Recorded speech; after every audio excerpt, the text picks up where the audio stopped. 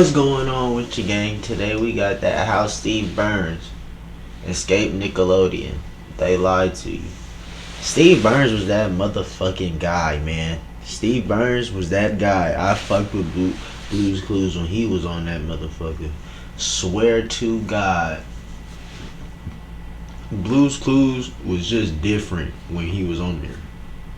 It's a different vibe. Blues Clues, Blues Clues. Come on, man. That's my shit, dog. That's my shit, dog. You're right up into this, though. On April 29th, 2002, Season 4, Episode 24 of Blue's Clues, Steve Burns announced to the world that he was leaving for college and would be replaced by his brother, Joe. But that was a lie. The truth is, Steve Burns never wanted to be on children's television in the first place, and he was finally able to escape. But because of this lie, some disturbing rumors were brought to light. The most believed rumor was that Steve had died in a fatal car crash. A more ridiculous rumor was that he was murdered by the Blue's Clues producers, or died in an unsuccessful attempt to fight the Taliban. However, the most believable theory was that Steve was depressed, got addicted to H, and rebelled against the kid show to start a rock band. And that theory wasn't entirely false. While the public saw a seemingly cheerful demeanor on screen, Steve struggled with his depreciating mental health off-screen. I didn't know it yet, but I was the happiest depressed person in North America. I was struggling with severe clinical depression the whole time I was on that show. Steve's job was to be happy, uplifting, full of joy and wonder all the time. He had to pretend to be interested and amazed at the smallest things, like discovering Blue's paw print that was directly in front of him. He spent 10 hours per day filming in an empty Blue room, so that he could be superimposed on the digitally animated world of Blue and her friends. At the time, technology wasn't as advanced as today, meaning Steve had nothing visual or tangible to work with. Steve said his experience was awful, and compared it to acting at the bottom of a swimming pool. Pools are filled with water, so stay hydrated. As if his experience wouldn't be any more taxing on his mental health, the insane things posted about him online made things even worse. Take this game on NewGRS, for example, where your objective was to destroy Blue and then assassinate Steve. You eliminate the dog, then go into the house where Steve is flipping you off. So you shoot him until his head pops off and then the house burns down. He also had to read creepy fanfiction, like this one that romanticizes the idea of Blue assaulting Steve with a death. Who the fuck? Who? I gotta go back. Who disrespected my dog Steve like that? Like, yeah, he might have shot some heroin and thought he could be a fucking rock star, but Steve is that guy. Steve is that guy. Blues, blues, blues, blues. Steve is that guy. What? You got me fucked up. Bottom of the swimming pool. Pools are filled with water, so stay hydrated. As if his experience wouldn't be any more taxing on his mental health, the insane things posted about him online made things even worse. Take this game on NewGRS, for example, where your objective was to destroy Blue and then assassinate Steve. You eliminate the dog, then go into the house where Steve is flipping. That game is on NewGRS. Who made the game? Who's NewGRS? What is NewGRS? But who disrespects my Steve like that? Like, come on, bro. Flipping you off. So you shoot him until his head pops off and then the house burns down. He also had to read creepy fanfiction, like this one that romanticizes the idea of Blue assaulting Steve with a deadly weapon. For some reason, people love the idea of stripping the innocence away from a children's TV show and trying to create a disturbing narrative around it. To this day, TikTokers express theories that Steve is a drug addict living in a crack house and that his hallucinations cause him to talk to inanimate objects, which come to life. People also believe that the children's voices we occasionally hear are actually Steve's neglected children, helplessly watching him feed into his addiction. Or the reason Steve is excited whenever he gets mail is because it either includes the welfare check he plans to spend on more drugs or contains the drugs themselves. Most of the time, rumors like this are easily dismissed, but for some reason, millions of people all around the world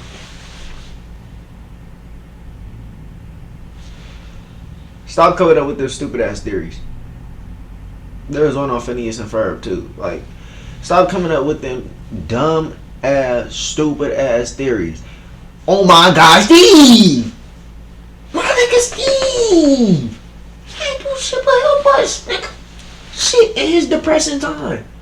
All he needed was some weed, but man, He found some heroin.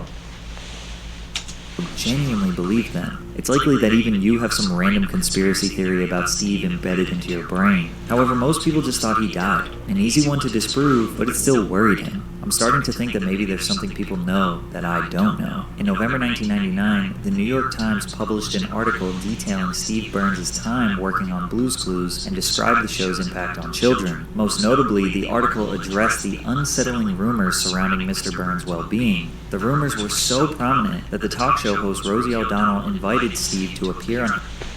They let him go because they couldn't play with him.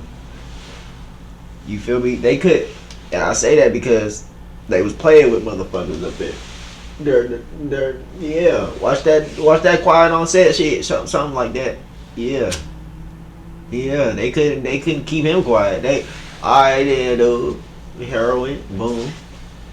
They probably pushed that heroin on bro. On God. Her show. I died a whole lot of different ways, Steve.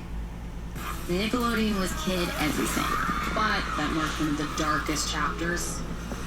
These are. He recalled. Rosie's kid is a big fan, so I just went on and said, "Hi, I'm alive. Bye." It was pretty easy to prove I wasn't dead. These rumors were so powerful that Steve felt the need to address Rosie O'Donnell's child with "I'm alive," because he knew children around the world were genuinely concerned about him. Because you have to keep in mind that Blue's Clues was the highest rated premiere of any Nickelodeon program and became crucial to the network's growth. It was a pioneer in interactive TV. The original Blue's Clues engaged its preschool age That shit go crazy. audience by breaking the fourth wall and speaking directly into the camera. Millions of kids around the world felt a deep and personal connection to Steve, which made these rumors more potent. It also made his exit from the show more detrimental. Mr. Burns was 22 when the show premiered, and as he approached his 30s, it was time to move on. The bold truth about his departure. I knew I wasn't going to be doing children's television in my life, mostly because I refused to lose my hair on a kids' TV show. And it is.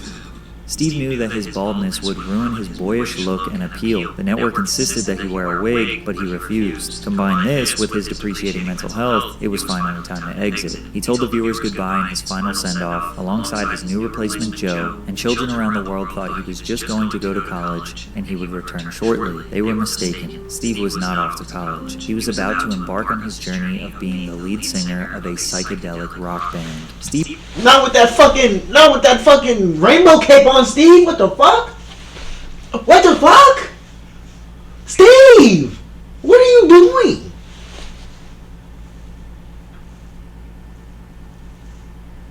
Bro, I can't get jiggy with that. And then what the fuck is Dracula doing in the back of you?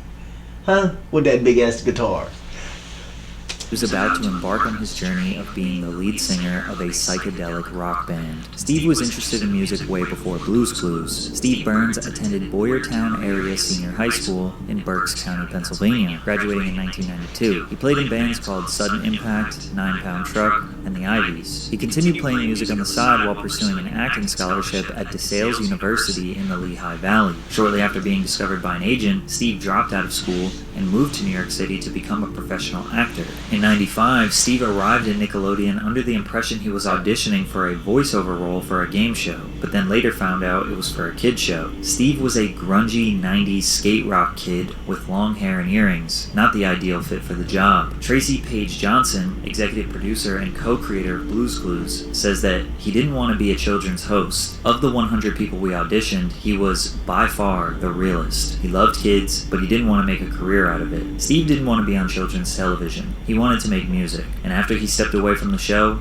he could finally make his dreams a reality. In 1999, Steve walked into a party in New York where he heard the Flaming Lips. I love that. Always chase your dreams, dog. Always chase your dreams. No matter how little, how big, always chase them dreams.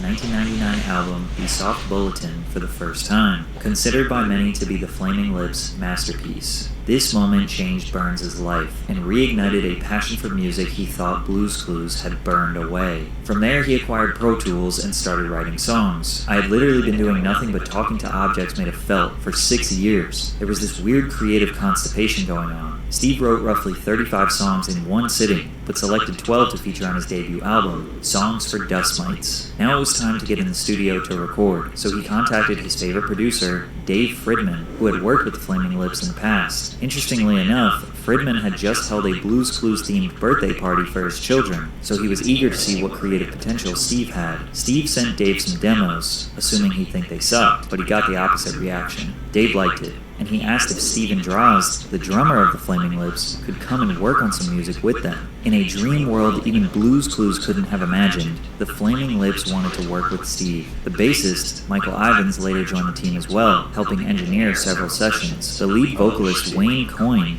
actually approached Steve with the offer to star in a movie he was directing called Christmas on Mars. He was hesitant at first, but ultimately accepted the role. Because of Steve's ridiculous story of leaving a kids show and starting a band, there was a flurry of interest from various record labels. He ultimately signed with Pious Records in late 2002 when a label executive sat him down and said, "This makes sense. I don't know why, but there's a thread of logic between Blue's Clues, the Flaming Lips, and your record." And he was right. Something about the perfectly innocent image of a children's show, combined with the amount of insane rumors surrounding Steve, leading to being a frontman of a psychedelic rock band, was a crazy storyline. Burns professionally entered the world of rock music following the release of his indie rock album Songs for Dust Mites in August of 2003. Although the 12-track album did not garner much commercial success, it received praise from critics, as Pitchfork gave the project a 7.8 out of 10, and complimented Burns' lyrical insight and gift for writing and arranging endlessly listenable pop songs. You can actually hear one of the songs from the album, Mighty Little Man, as the opening theme for the CBS series Young Sheldon.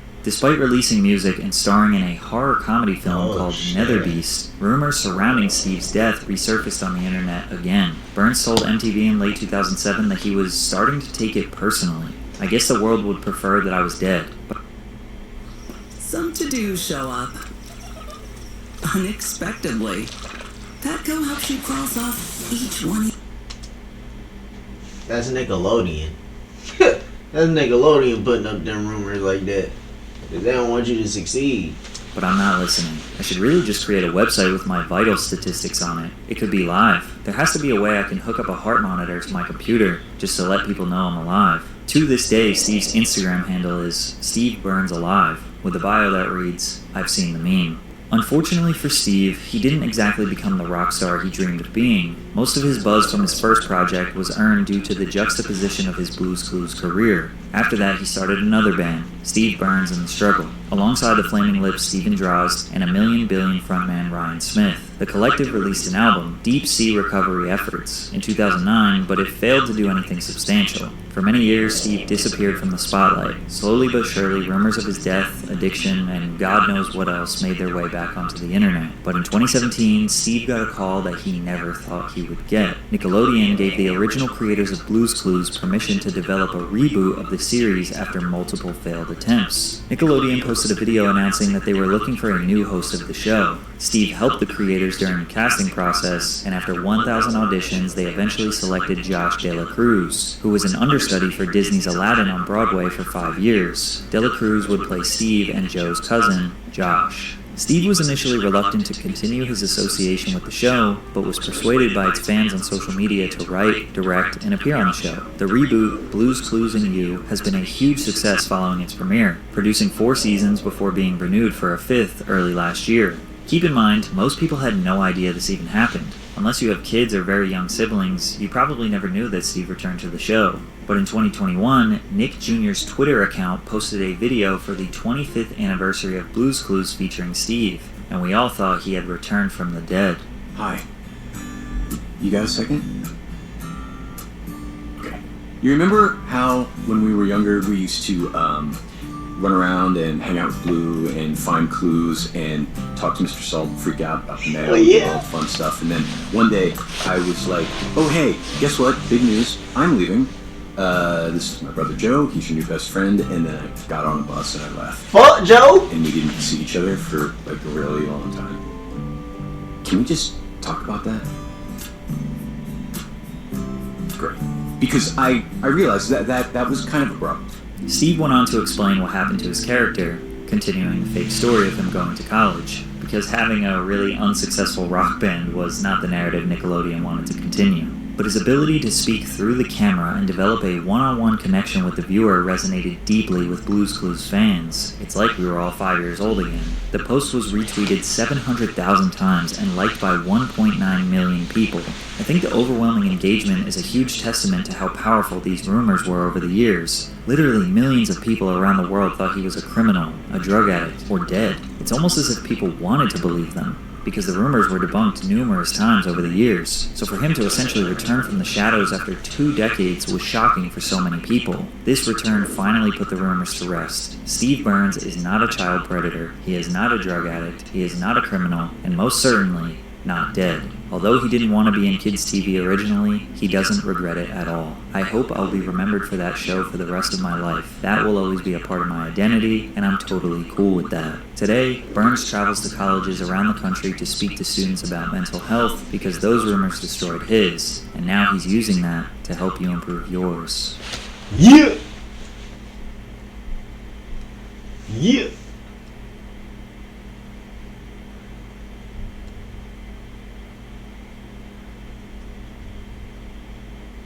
Hey, if you made it this far, like, comment, share, and hit that sub button for your boy.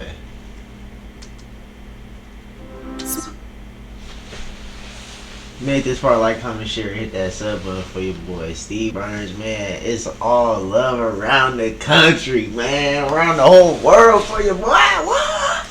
Shit. What? I gotta watch that shit. What?